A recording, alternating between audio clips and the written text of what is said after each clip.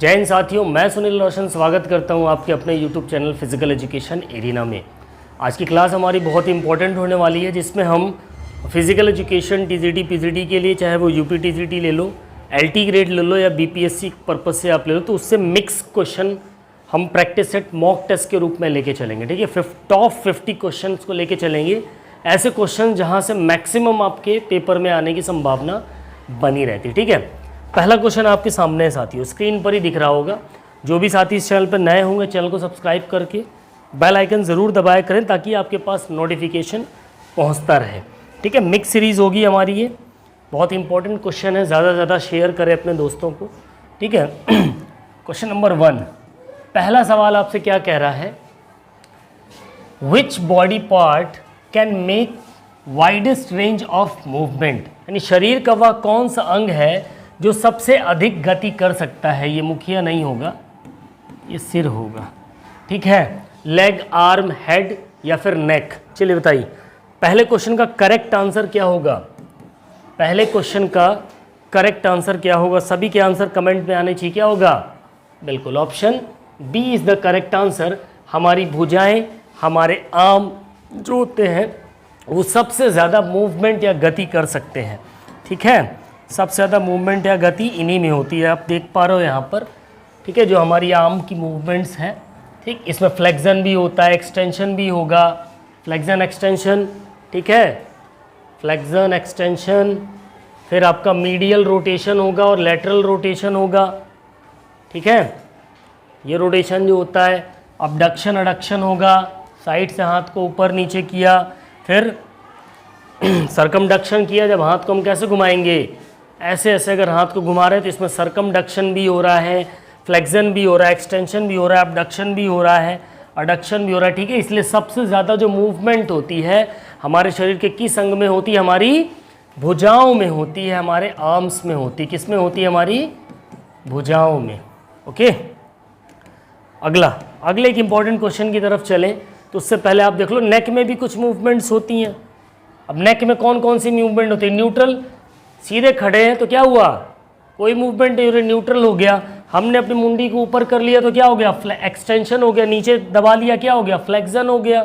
Lateral, left flexion, left side पे bend किया, left lateral flexion हो गया। राइट साइड पे हल्का बेंड किया तो राइट लेटरल फ्लेक्शन हो गया। लेफ्ट रोटेशन कैसे होगा? जब आप सर को ऐसे घुमाओगे तो लेफ्ट रोटेशन, ऐसे घुमा दिए तो राइट रोटेशन होगी, नेक की होगी। लेग में कौन कौन सी मूवमेंट होती है? इस स्थिति में अगर पैरों को उठाते हैं तो अबडक्शन होगा, वापस लाते हैं तो अडक्शन होगा। आगे जब हम चलते हैं, ऐसे पैर को उठाए तो क्या होगा? फ्लेक्शन होगा, वापस पोजीशन में लाए तो एक्सटेंशन हो गया। ठीक है, नेक्स्ट क्वेश्चन, अगला क्वेश्चन नंबर 2, दूसरा सवाल क्या कह रहा है आपसे? Organisation of human elements is a basic principle of. ठीक है, यानी कि मानवीय तत्वों का जो संगठन का मूल सिद्धांत क्या है साथियों? Organisation and administration, sports training, physical education, curriculum design, संगठन और प्रशासन, खेल प्रशिक्षण, शारीरिक शिक्षा, पाठचर्या, डिज़ाइन। चलिए बताइए, क्वेश्चन नंबर 2 का करेक्ट आंसर क्या होगा? सभी के आंसर आने चाहिए फटाफट से। क्या होगा सही जवाब दूसरे का? Organisation and administration. ठीक है, मानवीय तत्वों का संगठन का जो मूल सिद्धांत क्या होगा? संगठन और प्रशासन। ऑप्शन ए यहां पर आपका करेक्ट आंसर हो जाएगा। ठीक है, नेक्स्ट क्वेश्चन नंबर 3, एक इंपॉर्टेंट क्वेश्चन है। ठीक है, एक इंपॉर्टेंट क्वेश्चन है, ध्यान रखिएगा। तीसरा सवाल आपसे क्या कह रहा है? तीसरा सवाल आपसे कह रहा है, muscle activity is entirely dependent upon, यानी कि जो मांसपेशियों की गतिविधि पूरी तरह से निर्भर है किस पर? सप्लाई ऑफ ऑक्सीजन पे, ब्लड एंड नर्व सप्लाई पे, एनवायरमेंटल स्टिमुलेशन पर, या फिर न्यूट्रिशनल इनपुट पर। ठीक है, ऑक्सीजन की आपूर्ति, रक्त और तंत्रिका आपूर्ति, पर्यावरणीय उत्तेजना या पोषण संबंधी इनपुट। चलिए बताइए, 3rd क्वेश्चन का करेक्ट आंसर क्या होगा? बिल्कुल option B is the correct answer, blood and nerve supply, ठीक है, यानी रक्त और तंत्रिका आपूर्ति पर पूरी तरीके से क्या होता है, हमारी मांसपेशियों की जो गतिविधि है वो पूरी तरह से आपकी ब्लड और नर्व सप्लाई पर क्या होती है, डिपेंडेंट होती है, आश्रित होती है। ठीक है, ऑप्शन क्या हो जाएगा, बी यहाँ पर आपका करेक्ट हो जाएगा थर्ड का। नेक्स्ट क्वेश्चन क्या कह रहा है, एक इंपॉर्टेंट क्वेश्चन, इन टॉपिक से आपसे क्वेश्चन पूछे जाएंगे, मैं बता दे रहा हूँ फिर से, इन 50 क्वेश्चन के अंदर जितने भी टॉपिक कवर होंगे आपके 100% इन टॉपिक से क्वेश्चन आएंगे ही आएंगे। The majority of liver in human body is, ठीक है, मानव शरीर में सबसे अधिक लीवर होता है, किस प्रकार का लीवर बताओ, हमारे शरीर में किस प्रकार का उत्तोलक, लीवर बोले तो उत्तोलक, तो हमारे शरीर में सबसे ज़्यादा किस प्रकार का उत्तोलक पाया जाता है, first class, second class, third class या फिर फोर्थ क्लास। फोर्थ क्लास तो कोई लीवर है नहीं होता, कौन सा, थर्ड क्लास लीवर पाया जाता है। ऑप्शन सी यहाँ पर आपका करेक्ट आंसर हो जाएगा। ठीक है, तृतीय श्रेणी उत्तोलक हमारे शरीर में सबसे ज़्यादा पाए जाते हैं। ठीक है, तो थर्ड क्लास उत्तोलक की अगर हम बात करें तो क्या है, देखो थर्ड क्लास उत्तोलक, अब फर्स्ट क्लास उत्तोलक में हमेशा बीच में क्या रहता है, फलक्रम, सेकंड क्लास लीवर में बीच में हमेशा क्या रहता है, बीच में क्या रहता है, फोर्स रहता है, बल, और थर्ड क्लास लीवर में हमेशा बीच में क्या रहेगा, एक सेकंड,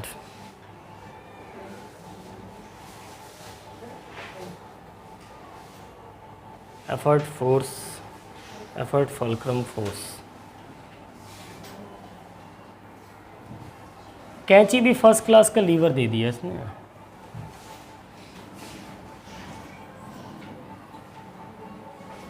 फोर्स हो गया।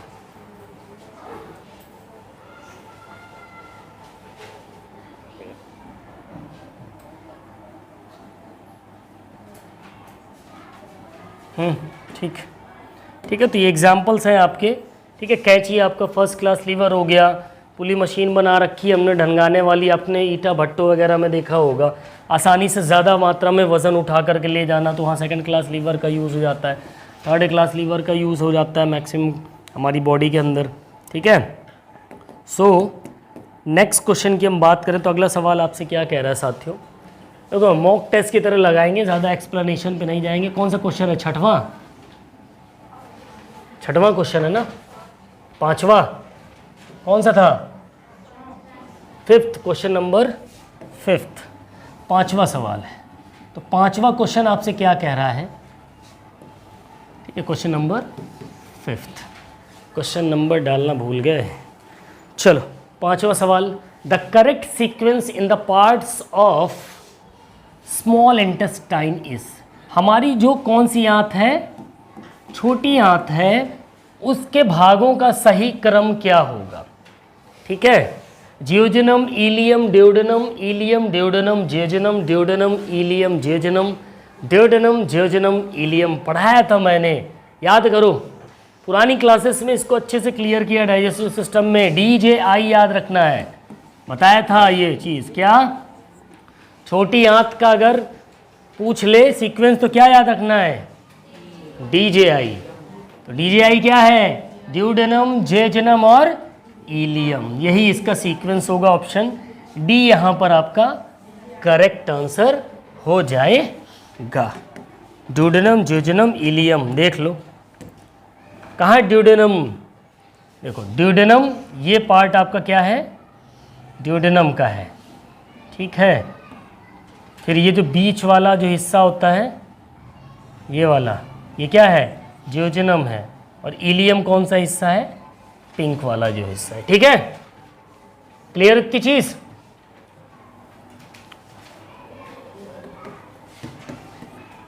चलो नेक्स्ट एक इंपॉर्टेंट क्वेश्चन, काफी बार पूछा गया, छठा सवाल है ना, question number 6, Shin splint occurs in, Shin splint होता है कहां पर, अपर लेग में, लोअर लेग में, एब्डोमेन में या बैक में, चलो बताओ, ऊपरी पैर पे, निचले पैर पे, पेट में, या फिर यहाँ वाला बैक वापस नहीं होगा, कमर होगा, कमर पर। चलो छठे क्वेश्चन का करेक्ट आंसर क्या होगा, चित्र में देख के ही समझ जाओ, लोअर लेग में होता है। शिन स्प्लिंट हमेशा कहाँ होता है? लोअर लेग में। कहाँ होता है? लोअर लेग में। ऑप्शन बी यहाँ पर आपका करेक्ट आंसर हो जाएगा, लोअर लेग में शिन स्प्लिंट। ठीक है, इन सभी को मैं एक्सप्लेन कर चुका हूँ अपनी पुरानी क्लासेस में। थ्योरी क्लास में आप जाओगे तो बहुत अच्छे से आपको मिलेगा। ठीक है, अपर लेग की बात करें तो ये आपका लोअर लेग का पार्ट हो गया, है ना। यहाँ पर आपकी शिन स्प्लिंट हो गई, फिर फेमोरल शाफ्ट हो गई। ये कौन सी बोन है, कौन सी हड्डी है? फीमर है ना। शरीर की सबसे लंबी हड्डी होती है ना।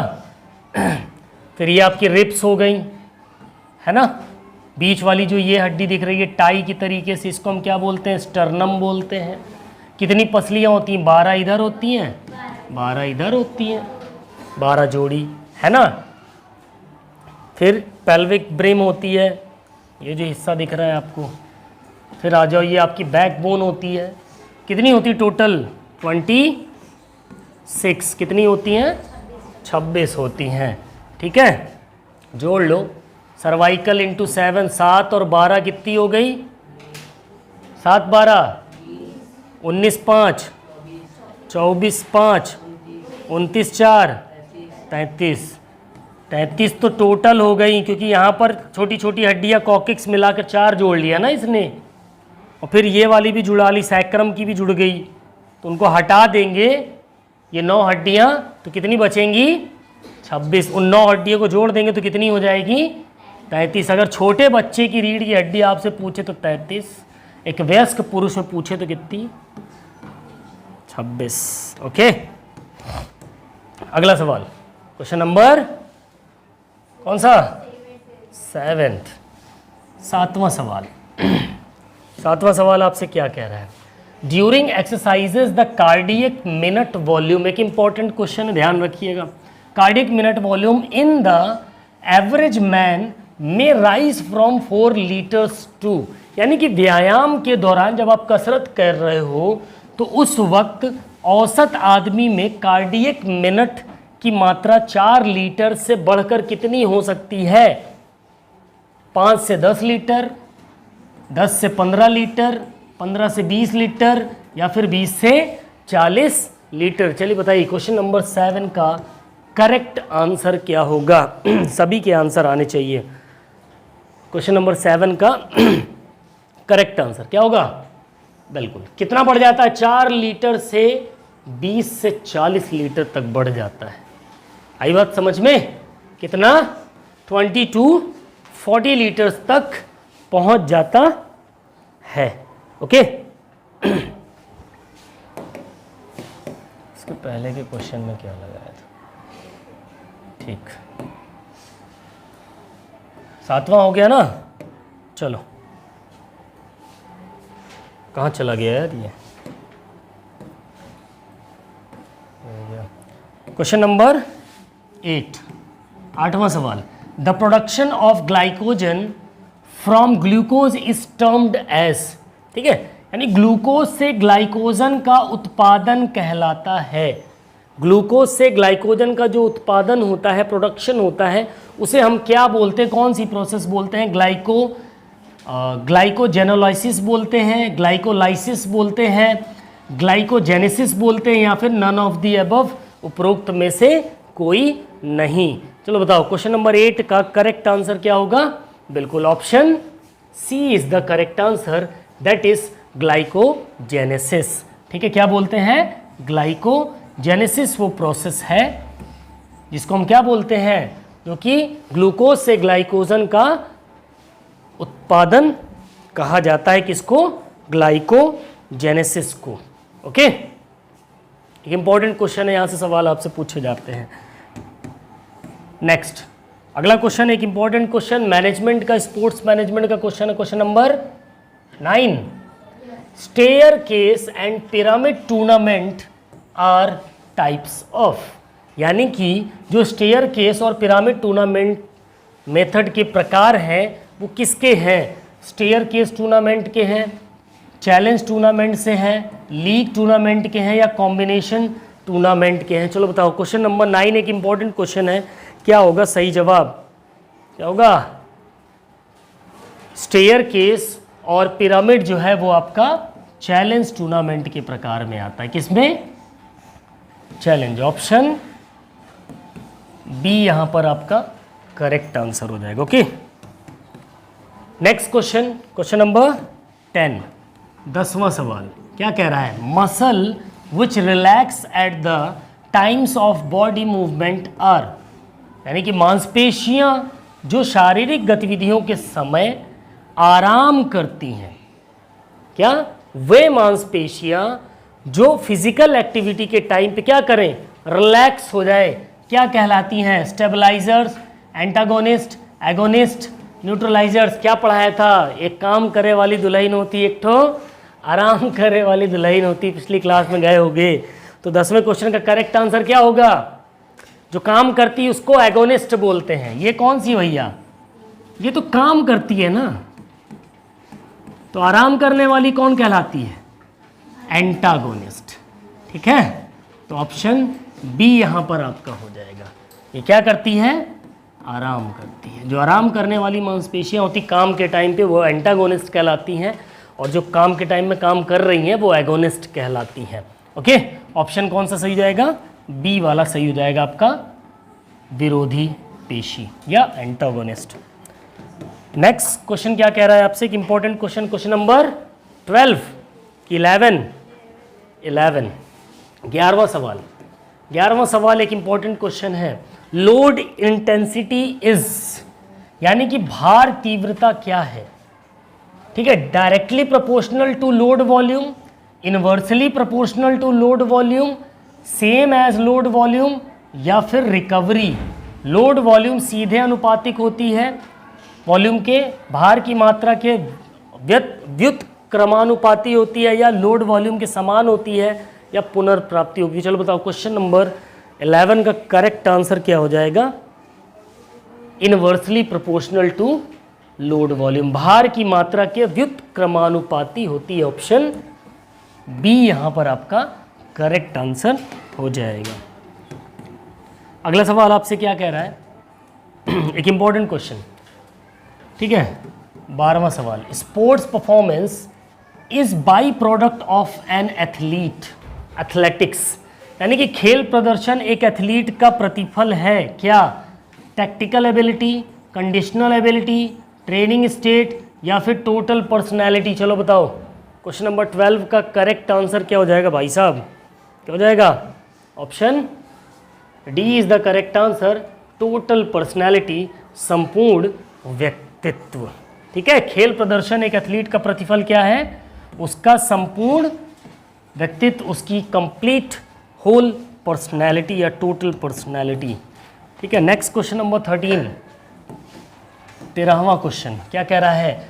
Principle of physical education is derived from, शारीरिक शिक्षा का सिद्धांत किससे लिया गया है? सोशल एथिक्स से लिया गया है, प्रोफेशनल एथिक्स से लिया गया है, फिजिकल एजुकेटर से लिया गया है, या फिलॉसफी एंड साइंस से लिया गया है? बताओ, क्वेश्चन नंबर 13 एक इंपॉर्टेंट क्वेश्चन है। 13वें क्वेश्चन का करेक्ट आंसर क्या होगा? कहाँ से लिया गया है? बिल्कुल, दर्शन और विज्ञान से लिया गया। कहाँ से लिया गया? फिलॉसफी एंड साइंस से। ऑप्शन डी यहाँ पर आपका करेक्ट आंसर हो जाएगा। ओके, नेक्स्ट क्वेश्चन आपसे क्या कह रहा है? Question number 14, which continent is represented by blue ring in the Olympic flag, यानी ओलंपिक ध्वज में जो नीला छल्ला है, ब्लू रिंग है, द्वारा किस महाद्वीप का प्रतिनिधित्व किया जाता है? एशिया, यूरोप, ओशिनिया, या फिर अफ्रीका? चलो बताओ, क्वेश्चन नंबर 14 का करेक्ट आंसर है, जो ब्लू रिंग होगी वो कौन से कंटिनेंट, कौन से महाद्वीप को करती है? किसको करती है? किसको करती भाई साहब? Option B, Europe. यूरोप होना चाहिए। देख लेते हैं। देखो, नीला कहाँ है? यहाँ ब्लू वाले में किस में है? यूरोप में है। ठीक है, नीला वाला किस में जा रहा है? यूरोप में। ब्लैक वाला किस कंटिनेंट, किस महाद्वीप को रिप्रेजेंट कर रहा है अफ्रीका को, रेड वाला किसको रिप्रेजेंट कर रहा है नॉर्थ अमेरिका या साउथ अमेरिका, येलो वाला एशिया को और ग्रीन वाला ऑस्ट्रेलिया, ओशिनिया ऑस्ट्रेलिया को ही बोलते हैं, ध्यान रखना, ठीक है।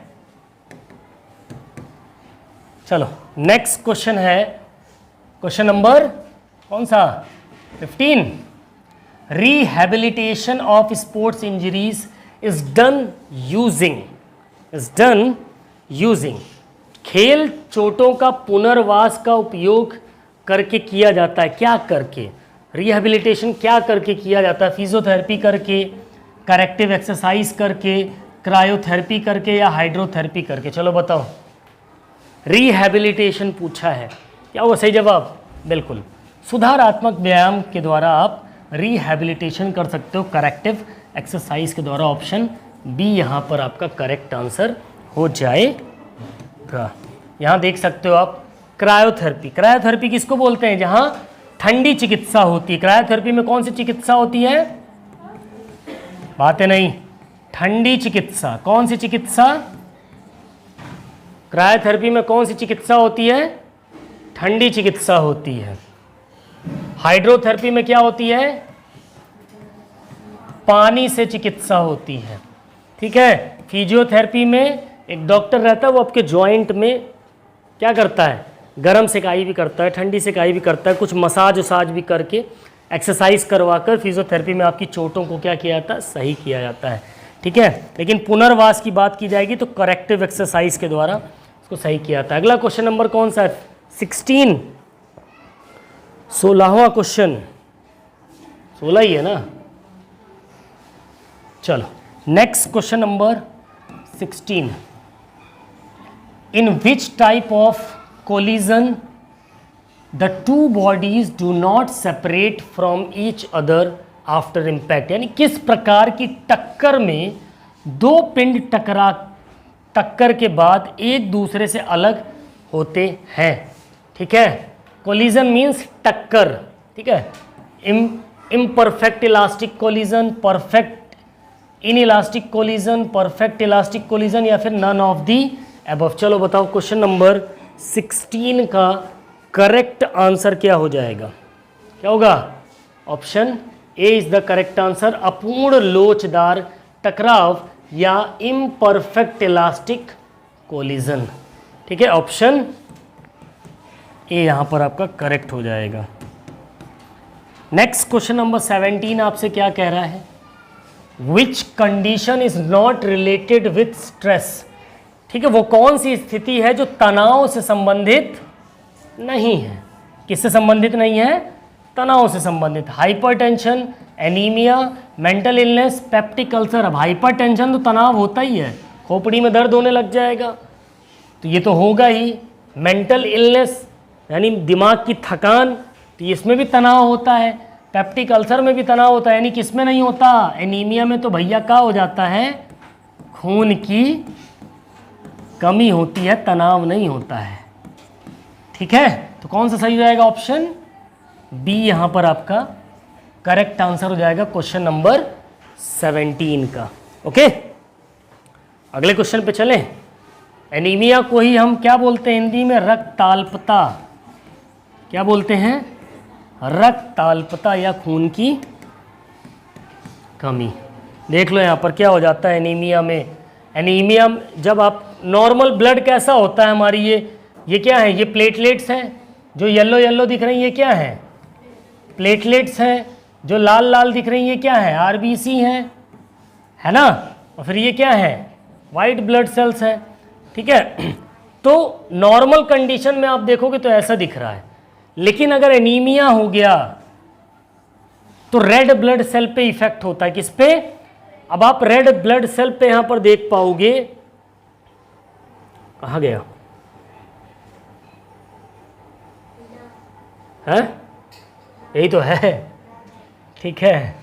Anaemia amount of red blood cells, ठीक है। थोड़ा इनका साइज वगैरह में डिफ्रेंसिएशन होने लग जाते हैं।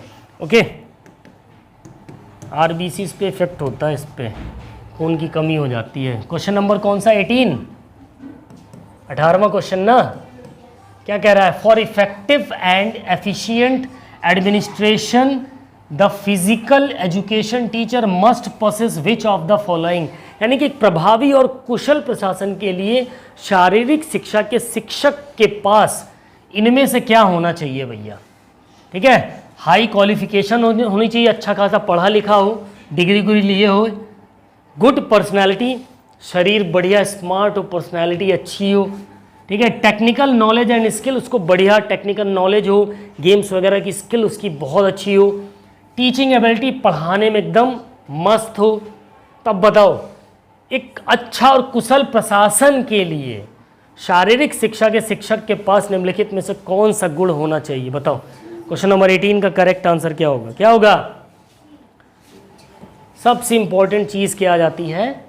Teaching ability, option D. ठीक है, वैसे एक फिजिकल एजुकेशनर के पास मेरे हिसाब से तो अगर एक क्वेश्चन होता तो ये ऑल ऑफ दी अबव हो सकता था, ठीक है, बट इस आंसर दे रखा है टीचिंग एबिलिटी। अब 4 ही दे रखा है, 4 में से एक लेना है तो आप किसको लोगे? शिक्षण क्षमता को लोगे। ठीक है, क्या कह रहा है? प्रभावी और कुशल प्रशासन, एडमिनिस्ट्रेशन से रिलेटेड पूछा है।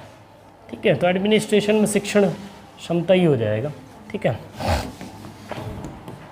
चलो अगला क्वेश्चन क्या कह रहा है?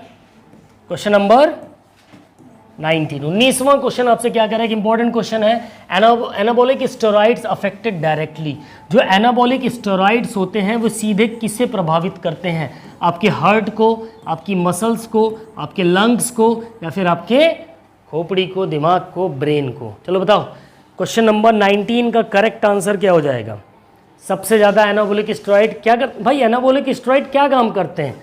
आपकी क्या करते हैं? परफॉर्मेंस को इन्हांस कर देते हैं। क्या कर देते हैं? इन्हांस कर देते हैं, यानी कि बढ़ा देते हैं। तो बढ़ेगी आपकी परफॉर्मेंस कब बढ़ेगी? जब आपकी मसल्स ने बहुत अच्छा काम किया होगा। तो किस पे इफेक्ट कर रहा है? हमारी मसल्स पे, ऑप्शन बी, मांसपेशियां। ठीक है, नेक्स्ट क्वेश्चन, एक इंपॉर्टेंट क्वेश्चन ये भी है। The information, question number 20, the information about one's performance that helps in adjusting, controlling and regulating is, किसी के प्रदर्शन के बारे में जानकारी जो समायोजन, नियंत्रण और विनियमन में मदद करती है, वो क्या कहलाती है? फीडबैक कहलाती है, सेल्फ रियलाइजेशन कहलाती है, कॉग्निशन कहलाती है, अभी मोटिवेशन कहलाती है। फीडबैक, आत्मबोध, अनुभूति या फिर प्रेरणा। चलो 20वें क्वेश्चन का करेक्ट आंसर क्या होगा? क्या होगा? Option A is the correct answer, that is feedback. क्या होगा इसका सही आंसर? फीडबैक। ठीक है, जहां पर समायोजन, नियंत्रण और विनियमन में मदद हो, फीडबैक हो जाएगा वहां पर वो जो जानकारी होगी। ठीक है, नेक्स्ट क्वेश्चन क्या कह रहा है आपसे? सोना बाथ इज, क्वेश्चन नंबर 21 एक इंपॉर्टेंट सवाल। सोना बाथ क्या है? Specific means of attaining health, non specific means of maintaining health, luxury बात है, नॉर्मल बात है। अभी नहाने का प्रकार है, सोना स्नान क्या है? चलो बताओ, एक इंपॉर्टेंट क्वेश्चन है। क्वेश्चन नंबर 21 का करेक्ट आंसर क्या होगा? स्वास्थ्य बनाए रखने के गैर विशिष्ट साधन, स्वास्थ्य बनाए रखने के लिए non specific means of maintaining health. Okay,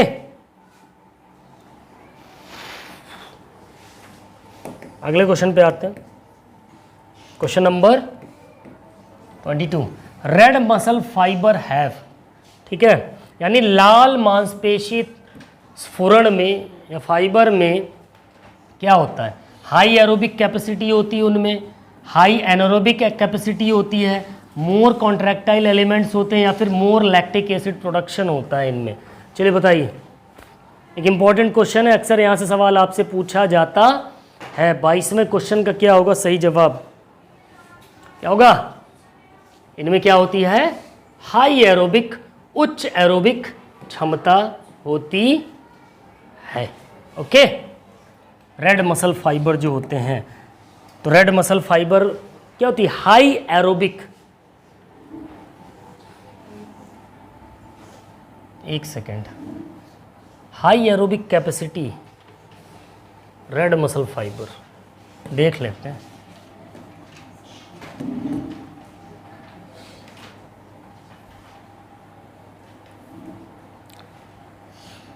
slow twitch muscle fibre,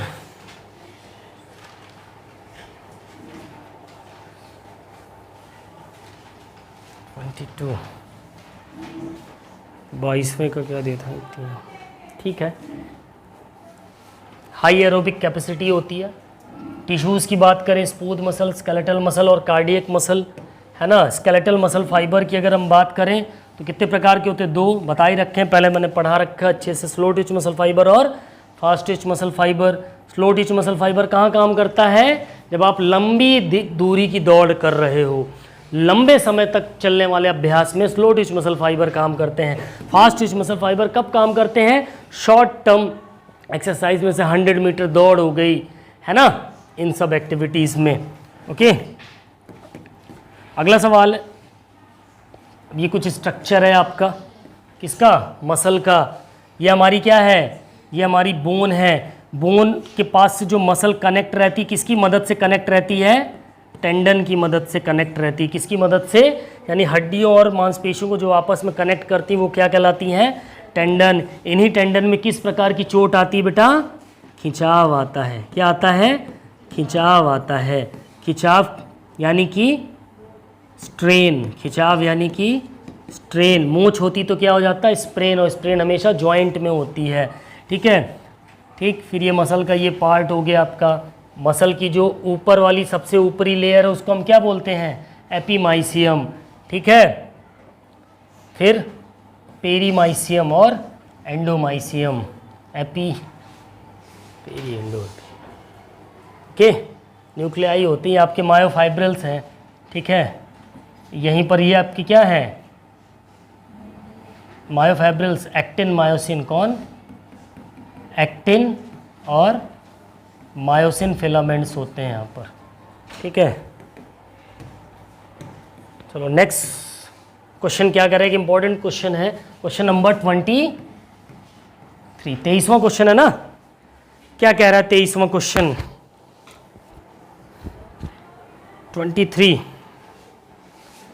in which Olympic was Olympic oath administered for the first time? जो ओलंपिक की शपथ थी वो पहली बार कब दिलाई गई थी ओलंपिक में? 1996 एथेंस ओलंपिक में, 1900 पेरिस ओलंपिक में, 1908 लंदन में, या फिर 1920 एंटवर्प ओलंपिक में? चलो बताओ, 23वें क्वेश्चन का करेक्ट आंसर क्या हो जाएगा? किस ओलंपिक आई गई थी? 1920 एंटवर्प ओलंपिक। ठीक है, option D is the correct answer. Next से पहले कुछ फैक्ट्स हैं, देख लो।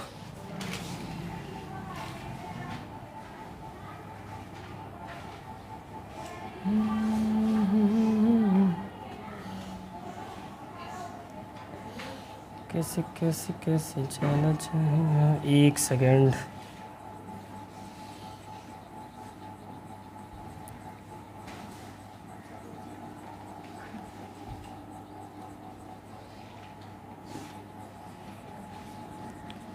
चलो।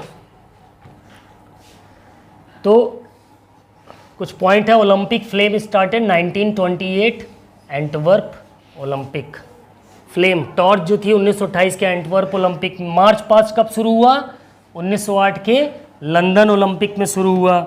ठीक है, टॉर्च रिले कब स्टार्ट हुई? 1936 के बर्लिन ओलंपिक में स्टार्ट हुई। ओलंपिक एंथम यानी जो ओलंपिक का गान था 1960 के रोम ओलंपिक में स्टार्ट हुआ। ओलंपिक फ्लैग अभी बताया 1920 के एंटवर्प ओलंपिक में। पहला डोपिंग ओथ यानी डोपिंग के लिए पहली बार शपथ कब ली गई? सन 2000 के सिडनी ओलंपिक में ली गई। फादर ऑफ मॉडर्न ओलंपिक कौन है? बैरन पियरे डी कुबर्टिन। कब जन्म हुआ? 1 जनवरी 1863 में। कब मर गए? 2 सितंबर। ठीक है, ध्यान रखना है आपको। अगला सवाल, क्या कह रहा है अगला सवाल?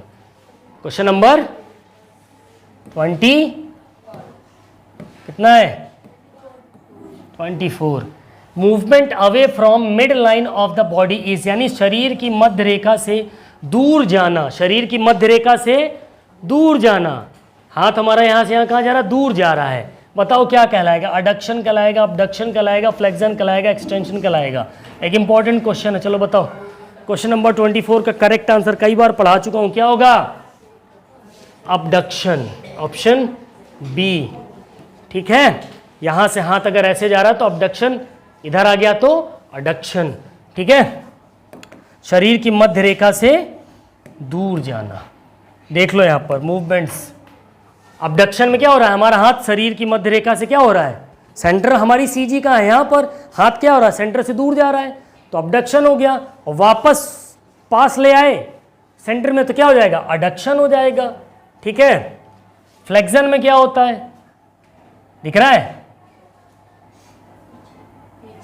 पीछे की ओर। जब आप चल रहे हो तो देखो, चलने में जो मूवमेंट होती है, पैर आगे जा रहा है तो क्या हो जाएगा? एक्सटेंशन हो जाएगा वापस आने पे।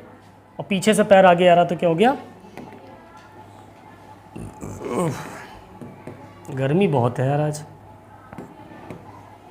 चलो, question number 25। Which is the longest joint in human skeleton? चलो बताओ। एक मोस्ट इंपॉर्टेंट, बहुत ही जरूरी सवाल है।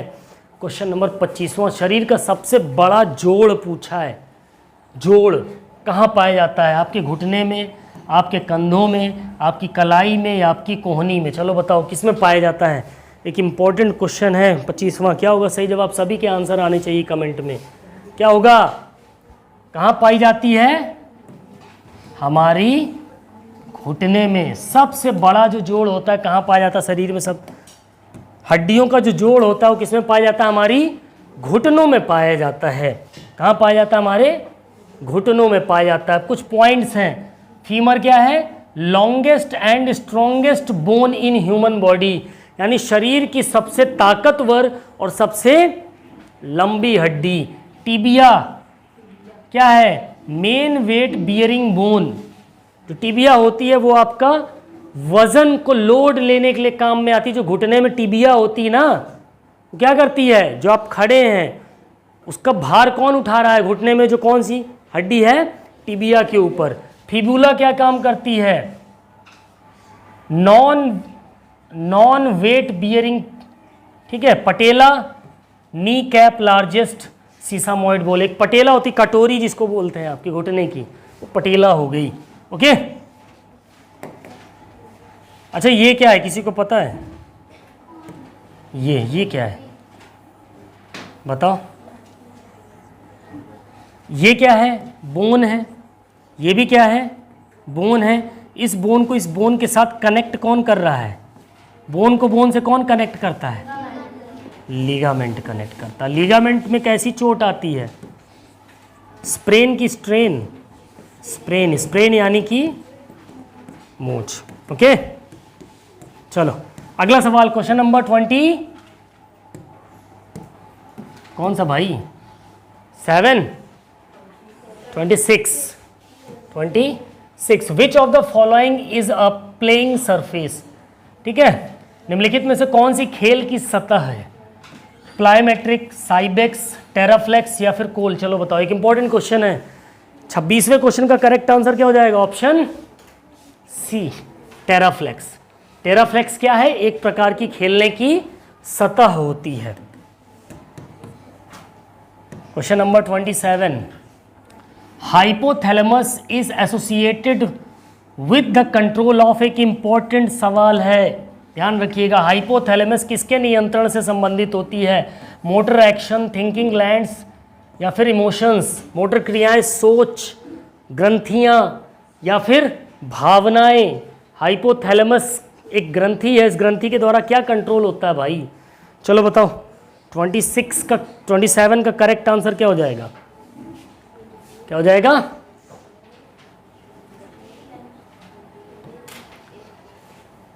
हाइपोथैलेमस क्या काम करती है? आपकी ग्लैंड्स को के नियंत्रण से संबंधित है। किसके नियंत्रण संबंधित है?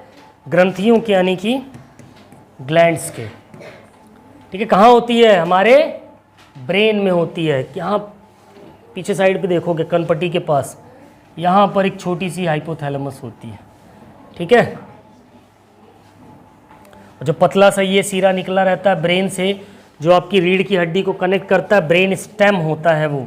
फिर उसके नीचे स्पाइनल कॉर्ड होती है यहाँ पर, है ना। सेरिबेलम क्या है? आपका हिंड ब्रेन का पार्ट होता है। पिट्यूटरी ग्लैंड क्या है? मास्टर ग्लैंड कहलाती। क्या कहलाती है? मास्टर ग्रंथि या मास्टर ग्लैंड कहलाती है आपकी पिट्यूटरी ग्लैंड। हाइपोथैलेमस क्या काम करती है? ग्रंथियों को कंट्रोल करने के उसमें आती है। सेरिब्रम आपके 4 ब्रेन के पार्ट का हिस्सा है, अग्र मस्तिष्क के। बातें नहीं। अगला क्वेश्चन नंबर 28, 28वां क्वेश्चन क्या कह रहा है? 28वां क्वेश्चन आपसे कह रहा है विच of the following period has the fastest rate of growth. निम्नलिखित में से किस अवधि में विकास की दर सबसे तेज होती है? चलो बताओ, किस अवधि में सबसे ज़्यादा डेवलपमेंट होता है? एम्ब्रोनिक पीरियड में, इन्फेंसी में, चाइल्डहुड में, प्यूबर्टी में, भ्रूण काल में, शैशवावस्था में, बचपन में, या फिर जवानी में? सबसे ज़्यादा शरीर किस में डेवलप होता है? बताओ। जवानी में? अरे गधा। इन्फेंसी पीरियड में, ऑप्शन बी शैशवावस्था। बच्चा छोटा सा होता है ना, 5 साल 6 साल का, 4 साल 5 साल, तो बहुत तेजी के साथ बढ़ता है वो। समझ में आया? Next question number 29, national fitness corps यानी कि NFC program was founded in. कई बार पढ़ाया मैंने, नेशनल फिटनेस कोर प्रोग्राम की स्थापना कब हुई? चलो बताओ। 1965, 1986, 1972 या फिर 1984? क्वेश्चन नंबर 29 का करेक्ट आंसर क्या हो जाएगा? 1965, 1965। Option A is the correct answer. NFC की कोर की स्थापना। देख लो यहाँ पर नेशनल कैडेट कॉर्प्स अगर आपसे पूछ ले, यानी NCC अगर आपसे पूछे तो सॉरी NCC पूछे तो कब? 1948 में। ठीक है, भारत स्काउट गाइड पूछे तो कब हुई इसकी स्थापना? 1950 में। School games federation of India यानी SGFI कब हुआ? 1954 में। Lakshmibai college of physical education LNIP 17 अगस्त 1957। कुंजरू कमेटी कब बनाई गई? 1959। कोठारी कमीशन कब आया? 1964। सारे इंपॉर्टेंट पॉइंट आपके पेपर में यहीं से सवाल पूछे जाते हैं। National service scheme NSS 1969। Nehru युवा केंद्र का गठन कब हुआ? 1972। स्पोर्ट्स अथॉरिटी ऑफ इंडिया यानी साई कब बना? 1984। अब इसका नाम क्या कर दिया गया है? इसका नाम बदल कर क्या हो गया? Sports India. Sports India. अरे यार मेरा भी दिमाग से निकल रहा है, स्पोर्ट्स इंडिया ही है शायद। चलो मैं थोड़ा कंफ्यूज हो रहा हूँ, बट इसका नाम चेंज करके रखा गया है। बताइएगा कमेंट करके क्या नाम है। ठीक है, Indian association of sports medicine 1971 में। ये सारे पॉइंट इंपॉर्टेंट है, इसमें से कोई भी एक सवाल आपके पेपर में 100% छपेगा, जान लो। फिर मत कहना सुनील सर ने बताया नहीं था।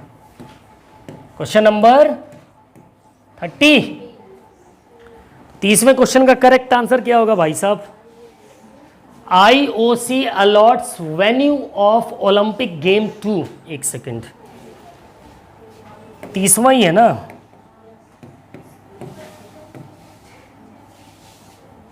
ओके चलो 23rd क्वेश्चन आपसे क्या कह रहा है?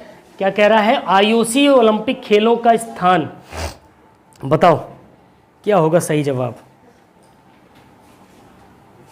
मतलब जो IOC के द्वारा, इंटरनेशनल ओलंपिक कमेटी के द्वारा जो ओलंपिक खेल कराए जाते हैं वो कहाँ पर कराए जाते हैं? एक देश में कराए जाते हैं, एक कंटिनेंट में कराए जाते हैं, महाद्वीप में, एक प्रोविंस में, प्रांत में कराए जाते हैं, या फिर एक शहर में कराए जाते हैं? चलो बताओ कहाँ कराए जाते हैं? वेरी गुड, कहाँ कराए जाते हैं? सिटी में कराए जाते हैं। शहर को आवंटित किया जाता है जहाँ ओलंपिक होना होता है। Option D is the correct answer. Okay, अगला सवाल क्वेश्चन नंबर 31, 31वां क्वेश्चन आपसे क्या कह रहा है? पढ़ेंगे क्वेश्चन मन में। क्या कह रहा है 31वां question? Making productive people out of non productive people is the aim of, यानी कि गैर उत्पादक लोगों को उत्पादक बनाना उद्देश्य है किसका? रिहैबिलिटेशन का, एक्सरसाइज का, मसाज का या फिर योगा का? चलो बताओ, एक इंपॉर्टेंट क्वेश्चन है 31वां, क्या होगा सही जवाब? रिहैबिलिटेशन, पुनर्वास का है ये, ठीक है, option A is the correct answer. अगला क्वेश्चन नंबर 32, 32वां क्वेश्चन आपसे क्या कर रहा है? Identify the route of oxygen transport in the body from earlier to later code. ध्यान से समझो, अर्लियर टू लेटर कोड यानी शुरू से बाद में, शरीर में पहले से बाद तक ऑक्सीजन परिवहन का मार्ग क्या होगा? बताओ, ऑप्शंस आपके सामने हैं, क्या होगा इसका सही जवाब? क्वेश्चन नंबर 32 क्या होगा भाई? किसका पूछा है? ऑक्सीजन यानी श्वसन तंत्र का ना, तो श्वसन तंत्र इसमें सबसे पहले क्या आएगा हमारा? भाई मुंह तो कहीं दिया ही नहीं है, तो सीधे कहाँ शुरू करेंगे? यहाँ से। इसको क्या बोलते हैं? ट्रैकिया। तो पहले ट्रैकिया में गया। ट्रैकिया कई जगह पे? 2 जगह पे। ट्रैकिया के बाद कहाँ जाएगा? श्वसनी में। ट्रैकिया के बाद कहाँ जाएगा? श्वसनी। श्वसनी को क्या बोलते हैं? क्या बोलते हैं श्वसनी को? श्वसनी एल्वियोलाई, ठीक है, श्वसनी एल्वियोलाई, ठीक है। फिर ब्लड में मिलेगी, ब्लड के बाद हार्ट में, हार्ट के बाद आर्टरीज में, ओके। अब इसके हिसाब से ये है। फिर श्वसनी के बाद श्वसनिकाओं में जाता है, ब्रोंकियोल्स में, और भी, लेकिन वो चीज़ यहाँ दी नहीं है, लेकिन यहाँ ऑप्शन डी आपका सही हो जाएगा, ठीक है। देख लो, कुछ ऐसा होता है हमारा फेफड़ा, ये होता है डायफ्राम, ठीक है। यहाँ से ये हमारा ट्रैकिया हो गया, ट्रैकिया से एल्वियोलाइज में, एल्वियोलाइज के थ्रू बाहर गया, ठीक है। Bronchioles, pulmonary arteriole, pulmonary venules में डिवाइड होता है, फिर बाद में एल्वियोलाइज होती है। चलो अगला सवाल क्या कह रहा है भाई साहब? Question number 33। Schiller and Spencer are associated with one of the following theories play most important question. Star बना के नोट कर लीजिए इसको। एंटिसिपेशन थ्योरी दी थी, सरप्लस एनर्जी, रिकैपिटुलेशन या फिर रिक्रिएशन। चलो बताओ, एक इंपॉर्टेंट क्वेश्चन, क्वेश्चन नंबर 33 क्या होगा? सरप्लस एनर्जी थ्योरी, अधिशेष ऊर्जा का सिद्धांत शिलर एंड स्पेंसर द्वारा एसोसिएट किया गया था। ऑप्शन बी यहाँ पर आपका करेक्ट हो जाएगा। क्वेश्चन नंबर 34 क्या कह रहा है? Frustration among sports person is due to. खिलाड़ियों में निराशा का और हताशा का कारण क्या होता है भाई? Competitive sports, poor performance, less confidence, mismatch level of aspiration and ability. हाँ, प्रतिस्पर्धा खेल, खराब प्रदर्शन, कम आत्मविश्वास या आकांक्षा और क्षमता का बेमेल स्तर। क्या होगा 34 का? Option D is the correct answer, ठीक है। ऑप्शन डी यहां पर आपका करेक्ट हो जाएगा, ओके। डी। नेक्स्ट, हाँ अगला क्वेश्चन है क्वेश्चन नंबर 35 है ना? 35। The main function of haemoglobin is. Haemoglobin का मुख्य कार्य क्या है भैया? Attract and carry oxygen, absorb glucose, stimulate blood supply, help in blood clotting, ठीक है। ऑक्सीजन को आकर्षित करना और ले जाना, ग्लूकोज को अवशोषित करना, रक्त आपूर्ति को उत्तेजित करना या फिर रक्त का थक्का जमने में मदद करना। क्या करता है? ऑक्सीजन को आकर्षित करके ले जाने का काम, ट्रांसपोर्टेशन का काम भी करता है। ऑप्शन ए यहाँ पर आपका करेक्ट आंसर हो जाएगा 35 का। 36वां क्वेश्चन आपसे एक इंपॉर्टेंट क्वेश्चन है। क्या कह रहा है? Sunburn and snow blindness occurs in, ठीक है। सनबर्न और स्नो ब्लाइंडनेस कहाँ होती है? स्नो मतलब बर्फ, जाहिर सी बात है। कोल्ड क्लाइमेट में, हॉट क्लाइमेट में, हाई एल्टीट्यूड में या ह्यूमिड क्लाइमेट में, ठंडी जलवायु में, गर्म जलवायु में, अधिक ऊंचाई पर या फिर आर्द्र जलवायु। चलो बताओ, क्या होगा 36वां? एक इंपॉर्टेंट क्वेश्चन है, क्या होगा? हाई एल्टीट्यूड पे जब आप बहुत ऊंचाई पर पहाड़ों पहुंच जाओगे तो वहां पर आपको सनबर्न और स्नो ब्लाइंडनेस, यानी सब जगह सफेद सफेद दिखेगा। जैसे सावन के अंधे को हरा दिखता है ना, तो वहां पर बर्फ इतनी ज़्यादा होती कि आपको कुछ समझ में ही नहीं आएगा, तो स्नो ब्लाइंडनेस हो जाती है, दिखेगा ही नहीं कोई चीज़ अगर होगा भी तो वहाँ पे। ठीक है, पागल हो जाता है इंसान स्लो ब्लाइंडनेस में, स्नो ब्लाइंडनेस में। ठीक है, नेक्स्ट क्वेश्चन नंबर 37 ही है ना, क्या कह रहा है? Krebs cycles takes place in, Krebs का चक्र कैसा होता है? मसल्स में, माइटोकॉन्ड्रिया, एंडोप्लाज्मिक रेटिकुलम या फिर लीवर? चलो बताओ 37 का करेक्ट आंसर क्या होगा भाई साहब? क्या होगा? Mitochondria. Option B is the correct answer. क्या होगा? ऑप्शन 37 ना, हाँ, option B is the correct answer. ठीक है, माइटोकॉन्ड्रिया। इसी माइटोकॉन्ड्रिया को हम क्या बोलते हैं? पावर हाउस ऑफ सेल, कोशिका का ऊर्जा ग्रह भी बोलते हैं, ऊर्जा घर भी बोलते हैं। 38, क्वेश्चन नंबर 38 क्या कह रहा है? विच of the factors does not affect physical fitness? वो कौन से फैक्टर्स हैं जो फिजिकल फिटनेस को अफेक्ट नहीं करते हैं, प्रभावित नहीं करते हैं? ठीक है, अच्छी नींद और आराम, संतुलित आहार, दैनिक व्यायाम या फिर पढ़ना? क्या होगा? बहुत आसान है, बताओ। 38 का करेक्ट आंसर, इससे आसान सवाल नहीं मिलेगा। क्या? पढ़ना आपकी शारीरिक फिटनेस को प्रभावित नहीं करता, पढ़ने से आपके शरीर की फिटनेस पे कोई इफेक्ट नहीं पड़ेगा, ना अच्छा ना बुरा। नेक्स्ट क्वेश्चन नंबर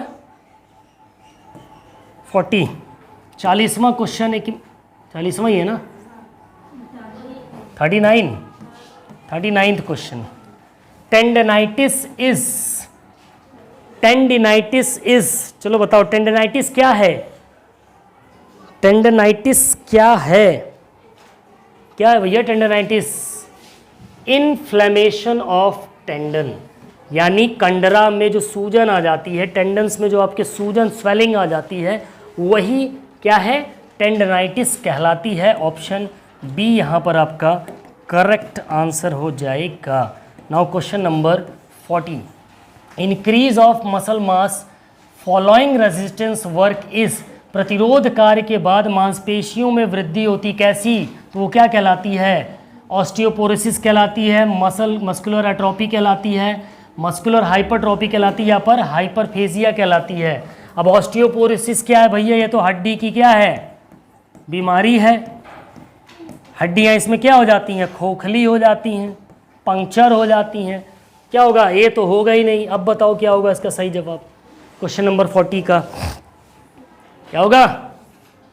मांसपेशी अतिवृद्धि, यानी मस्कुलर हाइपरट्रोफी। ऑप्शन सी यहाँ पर इसका करेक्ट आंसर आपका हो जाएगा। ठीक है, question number 41, deficiency of iodine causes, यानी आयोडीन की कमी के कारण, लोडीन लिखा है इसमें, आयोडीन की कमी के कारण क्या होता है? गॉइटर होता है, थायराइड होता है, रिकेट्स होता है, स्कर्वी होता है। चलो बताओ, एक इंपॉर्टेंट क्वेश्चन नंबर 41, क्या होता है आयोडीन की कमी से? घेंघा, और घेंघा को ही हम क्या बोलते हैं? गॉइटर बोलते हैं। इसी को हम क्या बोलते हैं? घेंघा। ठीक है, देखो यहाँ पर कुछ ऐसा, यहाँ फूल, ये क्या होती है? आपकी जो थायराइड ग्लैंड होती है उनका साइज क्या होता है? फूल के गुब्बा हो जाती है, यहाँ से गला को फूल आता है। ठीक है, यानी थायराइड ग्लैंड कहाँ होती है? हमारे गले के पास होती है। ठीक है, next question, outer most covering, question number 42, outer most covering muscle is, मांसपेशी का सबसे बाहरी आवरण क्या होता है? एंडोमाइसियम, पेरीमाइसियम, एपीमाइसियम या फिर सार्कोलेमा? एक इंपॉर्टेंट क्वेश्चन है, चलो बताओ क्या होगा करेक्ट आंसर? कौन खटर पटर कर रहा है जी?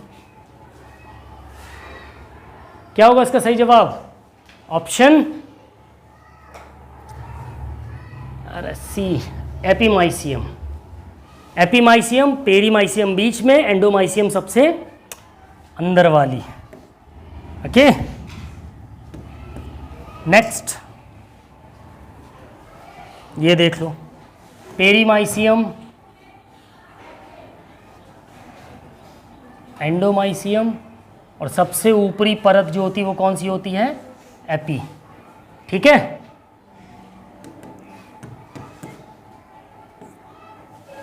Question number 43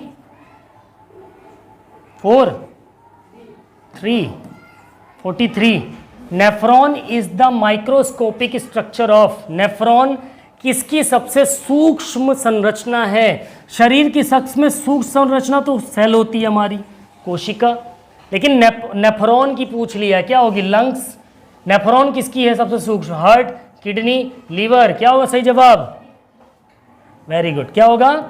kidney. Option C is the correct answer, kidney. ठीक है, क्वेश्चन नंबर 43 का करेक्ट आंसर क्या हो जाएगा? ऑप्शन सी, किडनी की सबसे सूक्ष्मतम इकाई है। शरीर की पूछ ले तो कोशिका होगी।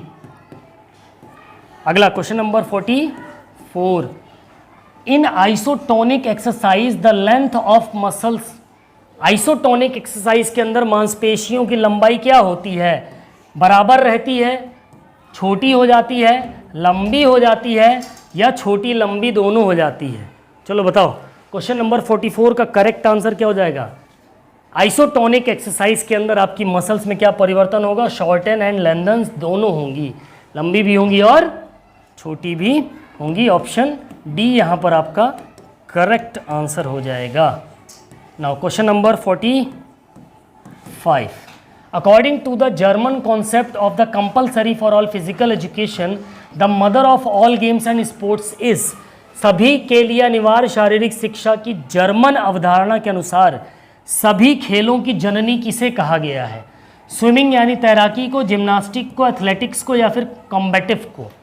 चलो बताओ, कॉम्बेटिव किसको बोलते हैं? जहां पर द्वंद्वात्मक लड़ाई हो, जैसे बॉक्सिंग हो गया, रेसलिंग हुआ, मार धाड़ वाला जिसमें गेम होता है। चलो बताओ, इस क्वेश्चन नंबर 45 का करेक्ट आंसर क्या हो जाएगा?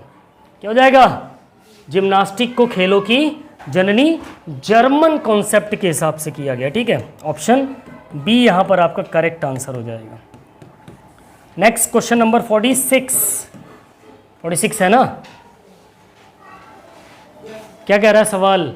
Body beautiful was the ideal of. शरीर सुंदर आदर्श था किसके लिए? इंडियंस के लिए, इजिप्टियंस के लिए, ग्रीक के लिए, रोमन्स के लिए? चलो बताओ, एक इंपॉर्टेंट क्वेश्चन नंबर 46, क्या होगा सही जवाब?